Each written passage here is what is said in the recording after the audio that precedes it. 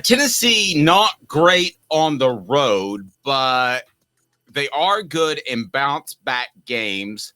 Let us discuss. It's brought to you by the Hemp House, the premier hemp dispensary online with a wide variety, great selection, and strict standards to ensure you only receive the best in CBD or Delta products. Hemp House Chat with 2Ts.com. Hemp House Chat with 2Ts.com. Use the promo code HOOKED.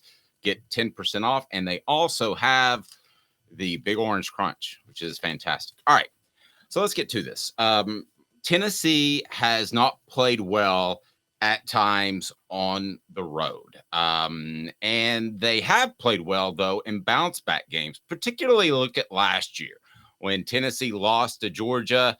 They played well the following week. When Tennessee lost to South Carolina, they played well the following week. I know opponents are a factor, but I do think that Tennessee's foundation, and this is probably the greatest compliment I can give Josh Heupel. I think that Tennessee's foundation is strong enough where nobody throws in the towel. I've been around teams that threw in the towel before, and you could feel it. And I don't think this is one of those teams. So that leads us to four downs right now, where we're going to discuss exactly what Tennessee or what Tennessee fans can expect this weekend. Here we go. 4 downs. 4 questions. 4 answers. The Dave Hooker Show. 4 downs. A presentation of offthehooksports.com. All right, so here we go. Let's take a look at this. And we'll get to first down here in just a moment. The Vanderbilt game last season, a great example of scheduling and pride working in the Vols' favor. That was after the most heartbreaking loss that Tennessee had suffered since the 2001 SEC championship game, and that was to South Carolina. Tennessee hammered Vanderbilt, came out and played well. And as Tennessee prepares for Kentucky, you wonder how they'll react. I don't think this is a team that throws in the towel.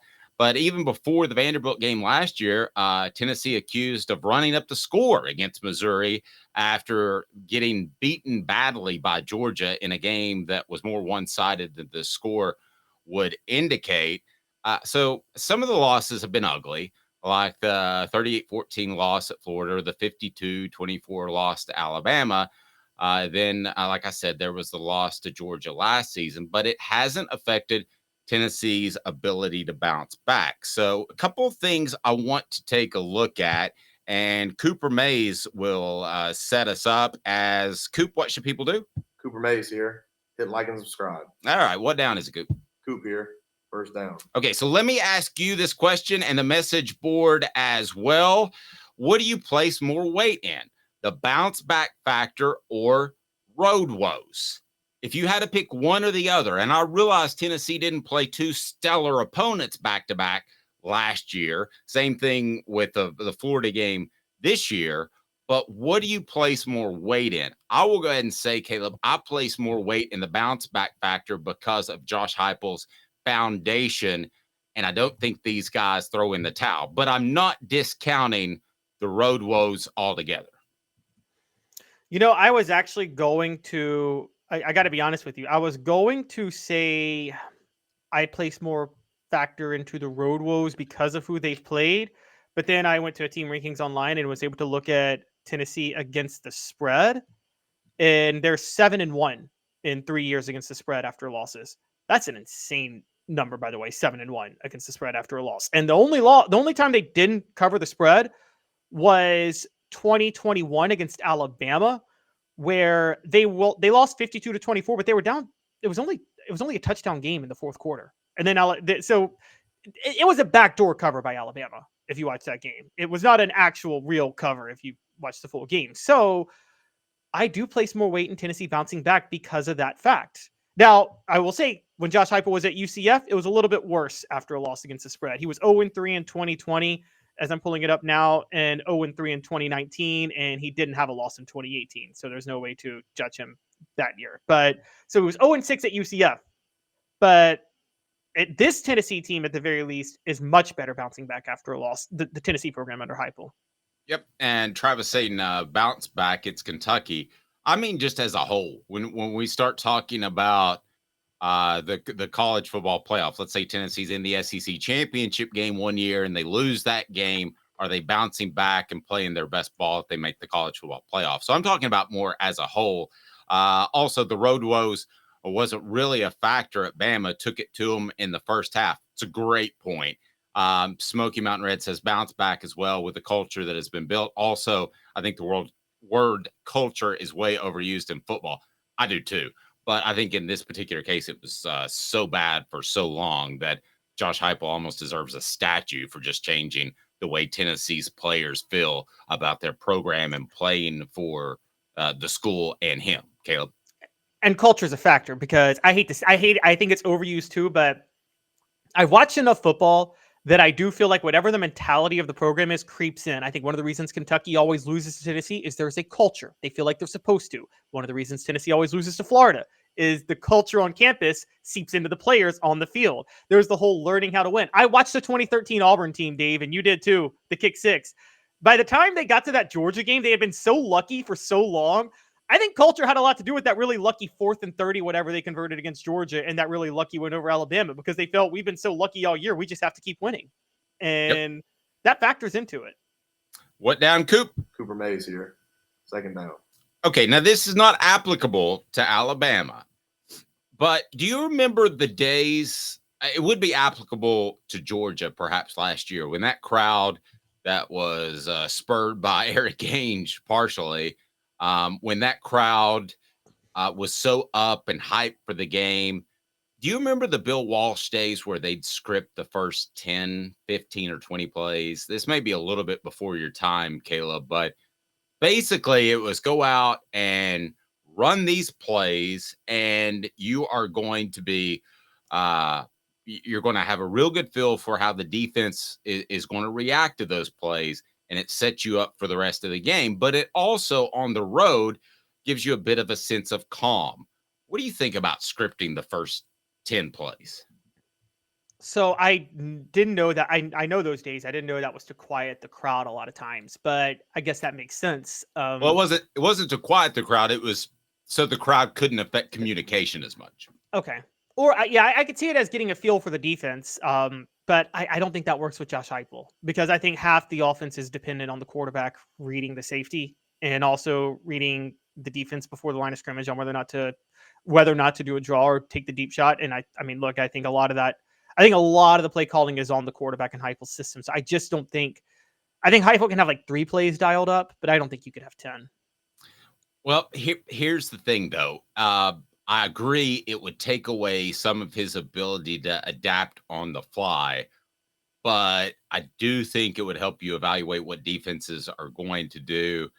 I wouldn't hate the idea at all. And I think that you practice those first 10 plays all week and you're good to go and you see what happens. Now, I've seen several times, and Bill Walsh won 4 Super Bowls or 3. He won 3, right? So I saw several times where those first 10 plays didn't work out real well, despite having Joe Montana and Jerry Rice. But typically, as the game went on, you saw what he learned from those 10 plays. So I think a more effective thing might actually be do the Steve Spurrier method. Alternate a quarterback every other play, and then tell the quarterback to play right before he goes out. Then the other quarterback comes to the bench, and you tell him the next play. Which he did that. Yep. All right. What down, Coop? Tennessee center Cooper Mays here. Third down. Okay. Do you remember when this was discussed last year, and that was that Tennessee's tempo was supposed to quiet down the crowd? That they had trouble getting up and cheering because the game was moving so fast. Do you remember that conversation? We haven't had that conversation in a year, but that was something that Josh Heupel pointed to and the players pointed to as a way of offsetting crowd noise. Why is that not a topic of discussion now, Caleb?